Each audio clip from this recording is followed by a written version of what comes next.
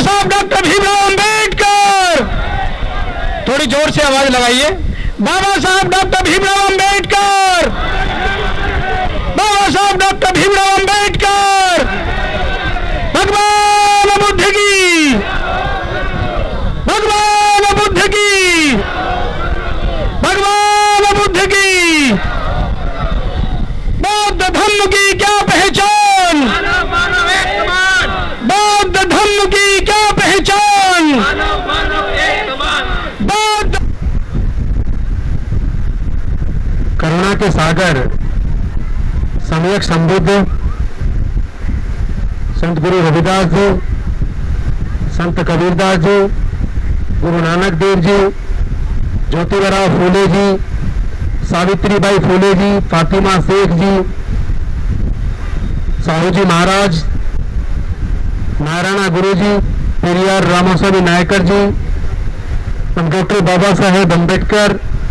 एवं मान्यवर कांसीराम साहब सहित तमाम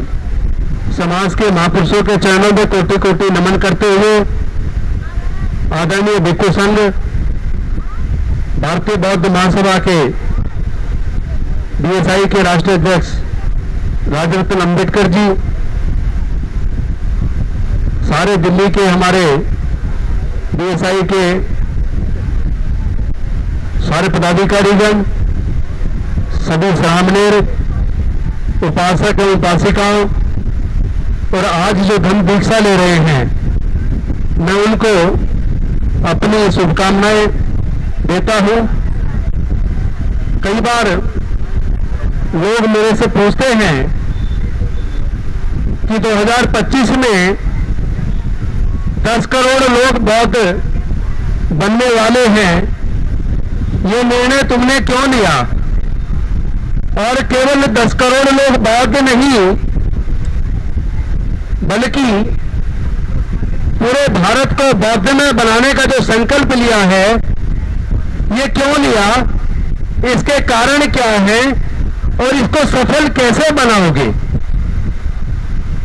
जब लोग ये सवाल पूछते हैं तो मैं उनको 1 साल पीछे लेकर जाता हूं। आपसे सही 1 साल पहले 14 अक्टूबर 1956, 14 अक्टूबर 2020 को मैं नागपुर की दीक्षा भूमि गया। नागपुर की दीक्षा भूमि में मैं डॉक्टर बाबा साहेब अम्बेडकर जी की तरफ, उनकी प्रतिमा की तरफ देख रहा था, तो अचानक मेरे मन में ऐसा एहसास हुआ, ये मेरे अपने मन के अंदर सवाल थे कि जैसे डॉक्टर बाबा साहेब अम्बेडकर मेरे से ये कह रहे हो कि भाई तुम मंत्री भी बन गए, समता सैनिक दल के राष्ट्रीय प्रधान महासचिव भी रहे, भारतीय बौद्ध महासभा के कार्यकर्ता भी रहे, लेकिन जो मैंने सपना देखा था भारत को बौद्धमय बनाने का, और 14 अक्टूबर 1956 को धम्म की दीक्षा लेने के बाद 1 महीना 22 दिन बाद वो निर्वाण को प्राप्त हो गए। महापरिनिर्वाण प्राप्त होने की वजह से वो जो सपना था भारत को बौद्धमय बनाने का, वो सपना पूरा नहीं हो पाया। तो ऐसा मुझे लगा जैसे डॉक्टर बाबा साहेब अम्बेडकर कह रहे हो कि तुम मेरी इतनी निकम्मी संतान कैसे हो सकते हो कि मेरे उस सपने को, जो मैंने अपने पूरे इस बहुजन समाज को 3500 साल की गुलामी को तोड़ने के लिए अपना पूरा जीवन लगाया, और लगाकर बौद्धमय भारत का जो सपना देखा, और मेरे इस पूरे त्याग तपस्या से तुम MP, MLA और मंत्री बन रहे हो, तुम जज, डॉक्टर, इंजीनियर, कलेक्टर बन रहे हो, IAS, IPS बन रहे हो, क्या तुम मेरे इस सपने को साकार नहीं कर सकते? क्या तुम मेरी इतनी निकम्मी औलाद हो? तो मुझे तुरंत मेरे मन में इस सवाल ने मेरे मन को झकझोर दिया, और मैंने वही संकल्प लिया कि डॉक्टर बाबा साहेब अम्बेडकर, हम तुम्हारी निकम्मी औलाद नहीं हैं, हम आपके इस सपने को, भारत को बौद्धमय बनाने के सपने को साकार जरूर करेंगे। और वहीं उसी दिन 14 अक्टूबर को 2020 में जब मैं दीक्षा भूमि से बाहर निकला, तो वहां पर कुछ पत्रकार खड़े थे। उन्होंने मेरे से सवाल कर लिया कि आप यहाँ क्यों आए हो और क्या संकल्प करके जा रहे हो। मैंने अपना वहां आने का कारण बताकर वही मीडिया के सामने ये संकल्प दोहराया कि जो डॉक्टर बाबा साहेब अंबेडकर भारत को बौद्धमय बनाना चाहते थे, आज मैं संकल्प लेकर जा रहा हूं 5 साल के अंदर 2025 तक 10 करोड़ लोगों को बौद्ध धर्म की दीक्षा पूरे देश ही नहीं पूरे दुनिया से हम दिलाने का काम करेंगे। और ये क्यों किया? ये इसलिए किया जब हम भारत के इतिहास को पढ़ते हैं और हम ये जानने की कोशिश करते हैं कि हजारों साल तक हमारे समाज के लोग गुलाम क्यों रहे, तो इसका जो जवाब मुझे मिला वो हिंदू धर्म शास्त्रों को पढ़ने के बाद मिला। हिंदू धर्म शास्त्रों में जहां जाति और वर्ण व्यवस्था जिस धर्म का आधार हो, जहां जन्म से कोई ऊंच और कोई नीच हो, जहां जाति जाति में एक ही तरह के जुर्म करने पर अलग अलग तरह की सजा का प्रावधान जिस धर्म के धर्मशास्त्रों में हो, जहां छोटा और बड़ा ऊंच और नीच की भावना हो, जहां महिलाएं पुरुष की संपत्ति के रूप में दिखाई गई हो, जहां इस देश के बहुसंख्यकों के साथ शोषण को मान्यता प्राप्त हो,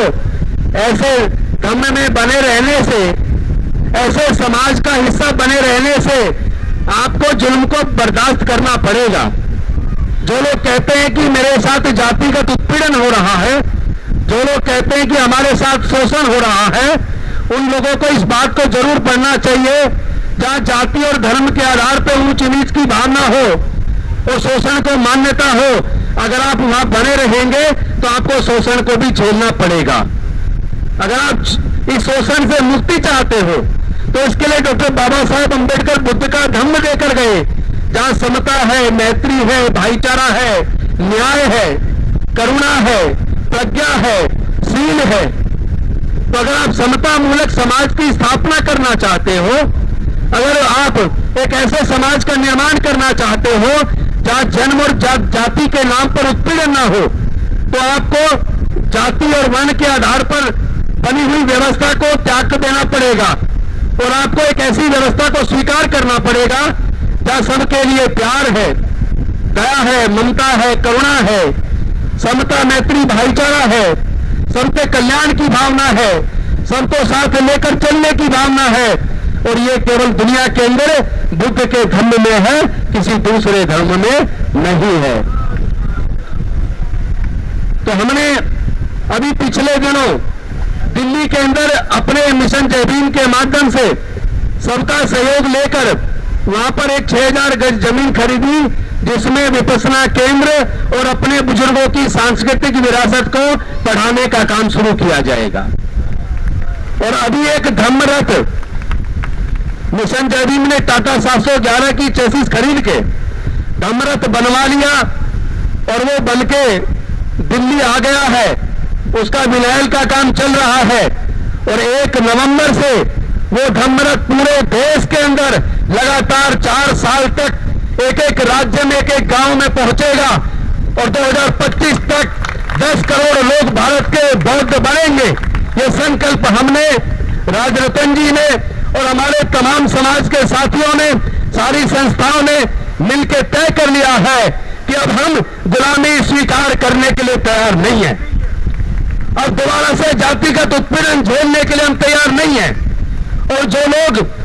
उस विषमतावादी व्यवस्था में बने रहना चाहते हैं वो गुलाम बने रहें, वो शोषण झेलते रहें। लेकिन जो लोग चाहते हैं कि आपके बच्चे आजाद पैदा हो, आपके बच्चे तरक्की करें और एक समता मूलक समाज बने, वो ऐसी विषमतावादी व्यवस्था को लात मारकर बुद्ध के धम्म में समतावादी व्यवस्था में जल्दी से जल्दी आने का काम करें। और इस संकल्प के साथ पूरे देश में हम जा रहे हैं और जहां भी जा रहे हैं तमाम हमारे सामाजिक संगठन के लोग, तमाम हमारे धार्मिक संस्थाओं के लोग, सारी संस्थाएं एक राय होकर एकजुट हो चुकी हैं 2025 के मिशन 10 करोड़ के लक्ष्य के लिए। उसी की व्यवस्था के लिए हमने एक बौद्ध भिक्षुओं की पहली धम्म संगति हमने मई के अंदर की अपने निवास स्थान पर, और दूसरी धम्म संगति हमने सितंबर में इसी अंबेडकर भवन में की। अब 500 सामनेर बन रहे हैं। इसी 22 तारीख से 22 अक्टूबर से 31 अक्टूबर तक हमने एक जगह बुक की है भवाना के पास दिल्ली के अंदर। चूंकि अंबेडकर भवन में जगह की कमी थी, 500 सामनेर के लिए व्यवस्था नहीं हो पा रही थी, तो हमने एक जगह बुक की है, एक पूरा रिजॉर्ट बुक किया है जिसमें 500 लोग सामनेर बनेंगे। 22 तारीख से 31 अक्टूबर तक सामनेर शिविर चलेगा और 31 अक्टूबर को समापन के टाइम पे वहीं से धम्मरथ की शुरुआत होगी, पूरे देश के भ्रमण करने की, भारत को बौद्धमय बनाने की। और मुझे इस बात की खुशी है कि चाहे कोई किसी भी संस्था के अंदर काम कर रहा हो, लेकिन इस बौद्धमय भारत के सपने के लिए सारी संस्थाएं, भारतीय बौद्ध महासभा, समता सैनिक दल, मिशन जय भीम और सारी अलग अलग पार्टियों में जो लोग हमारे काम कर रहे हैं, कम से कम बौद्धमय भारत के बाबा साहेब के सपने को साकार करने के लिए सब लोग एक मुट्ठी पर बनकर एकजुट हो गए हैं। आज जहां भी मैं जाता हूं या जहां भी राजरत्न अंबेडकर जाते हैं या जहां भी हमारे बाकी संस्थाओं के लोग जाते हैं, पूरे देश के अंदर हर सभा में 2025 मिशन 10 करोड़ की चर्चा आजकल आपको सुनने को मिलेगी। और केवल भारत में नहीं, भारत से बाहर भी, विदेशों में भी जहां भी जाएंगे आपको 2025 के मिशन 10 करोड़ की चर्चा आपको सुनने को मिलेगी। अंत में, चूंकि आज बहुत सारे अशोक विजयदशमी के प्रोग्राम हैं, उन प्रोग्राम में मुझे भी निकलना है और मुझे लगता है राजरत्न जी का भी एक प्रोग्राम एक दिन में नहीं होता, उनको भी निकलना है। तो मैं अपनी वाणी को ये कहते हुए एक तो आपको आज अशोक विजयदशमी की शुभकामनाएं देता हूं और इसके साथ साथ आपसे निवेदन करता हूं कि अगर आप अपने बच्चों को खुशहाली चाहते हो तो ध्यान रखना, हमारे जीवन में जो तरक्की आई है वो केवल शिक्षा की वजह से और सरकारी नौकरियों की वजह से आई है। लेकिन आज भारत की सारी सरकारों ने मिलकर एजुकेशन को इतना महंगा कर दिया है कि हमारे लोगों से इनडायरेक्ट तरीके से एजुकेशन को छीन लिया है। और दूसरी तरफ 4th क्लास और 3rd क्लास की नौकरियों में पूरा आउटसोर्स कर दिया। आईएएस में लेटरल एंट्री से भर्ती शुरू कर दी, देश के सारे संसाधन बेचने लगे। अब बचेगा कुछ नहीं, नौकरियां बचेंगी नहीं। अगर आप अपने बच्चों के भविष्य को सुरक्षित देखना चाहते हैं तो देश के सारे संसाधनों में अब हमें हिस्सेदारी और भागीदारी की मांग करते हुए भारत को बौद्धमय बनाने के बाबा साहब के सपने को पूरा करना होगा। इन्हीं शब्दों के साथ मैं अपनी वाणी को विराम देता हूं। बहुत बहुत धन्यवाद। जय भीम, जय भारत, नमो बुद्धाय। राजरत्न